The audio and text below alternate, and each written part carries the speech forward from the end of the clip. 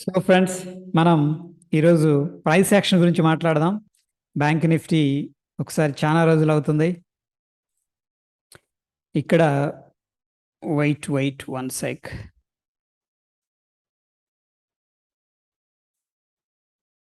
Yeah, ఇక్కడ మనం bank Nifty 5 minutes time frame చూస్తే ఫ్రెండ్స్, మనకి ఈరోజు ఏమైందంటే గ్లోబల్ క్యూస్ చాలా వీక్గా ఉన్నాయి.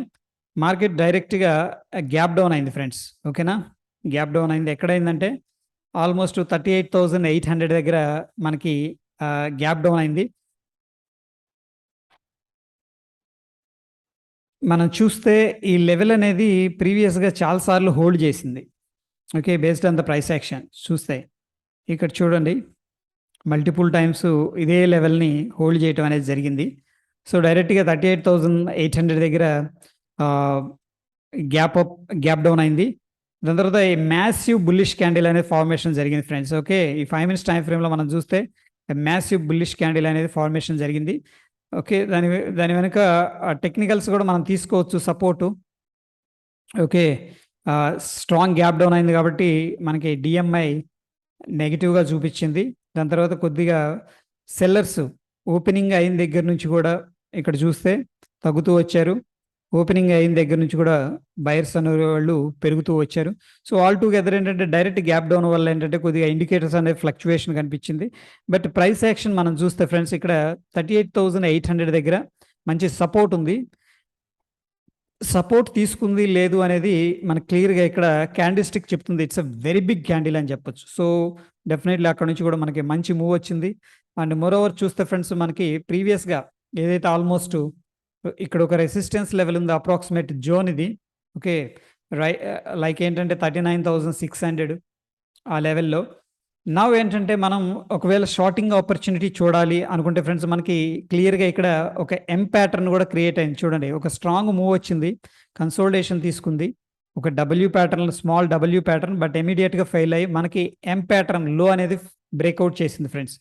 ఓకే, సో ఇది మంచి ఎం ప్యాటర్న్. ఇక్కడ చూడండి, మన డౌ థియరీ ప్రకారం ఏంటంటే హయ్యర్ హైని బ్రేక్ చేయలేదు ఫస్ట్ ఆఫ్ ఆల్. నెక్స్ట్ మనకి ఇక్కడ నెక్ లైన్ అనుకోవచ్చు, ఎం ప్యాటర్న్ ఏదైనా కావచ్చు, కానీ ఇక్కడైతే మనకి ఆ బ్రేక్ డౌన్ అనేది క్లియర్గా చేయటం అనేది జరిగింది.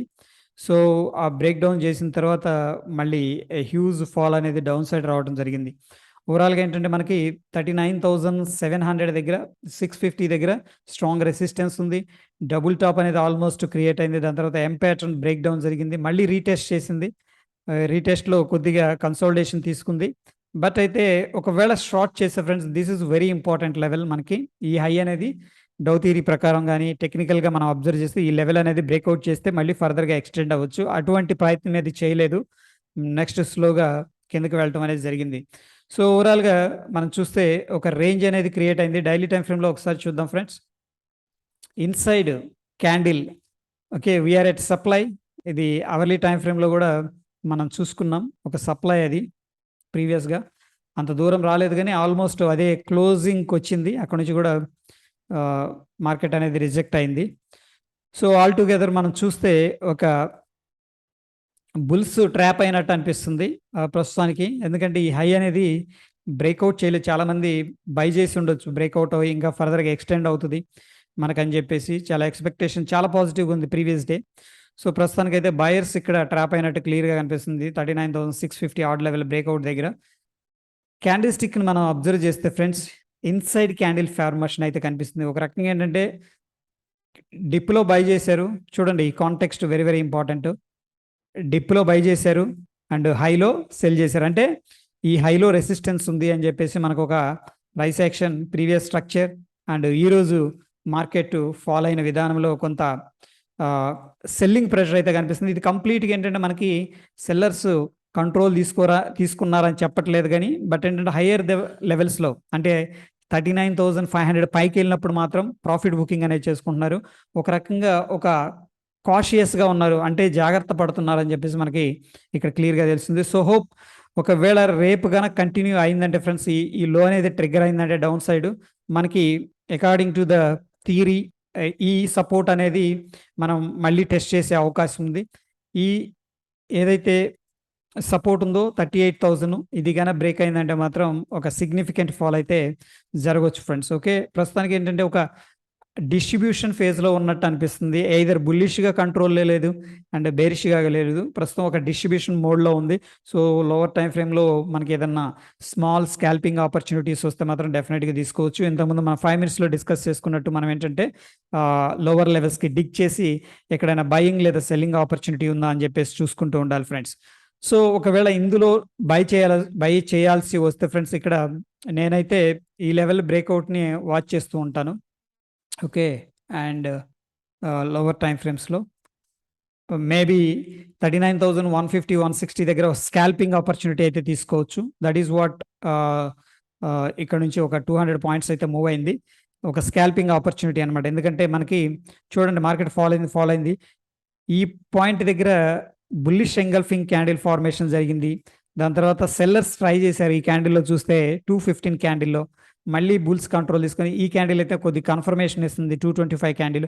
సో, రిస్క్ చేయాలి లాంగ్ సైడ్ అనుకుంటే డెఫినిట్‌గా ఇక్కడ 39,180 ఆడ్ లెవెల్స్‌లో మనం తీసుకోవచ్చు ఎంట్రీ. అది కూడా స్కాల్పింగ్ పర్పస్. ఎందుకంటే market it is keep on making lower highs అనమాట.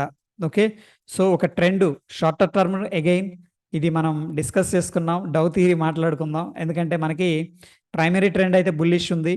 అండ్ సెకండరీ ట్రెండ్ అయితే సైడ్ వేస్‌లో ఉంది. ఇది మనకి షార్ట్ టర్మ్ అనమాట. ఓకే. మైనర్ ట్రెండ్ అంటాం. మైనర్ ట్రెండ్ అయితే మనకి 10:30 నుంచి కూడా ఒక lower lows, lower highs create చేస్తూ వస్తుంది. కాబట్టి ఆబ్వియస్‌గా మనం దీన్ని ఏమంటామంటే డౌన్ ట్రెండ్ అంటాం.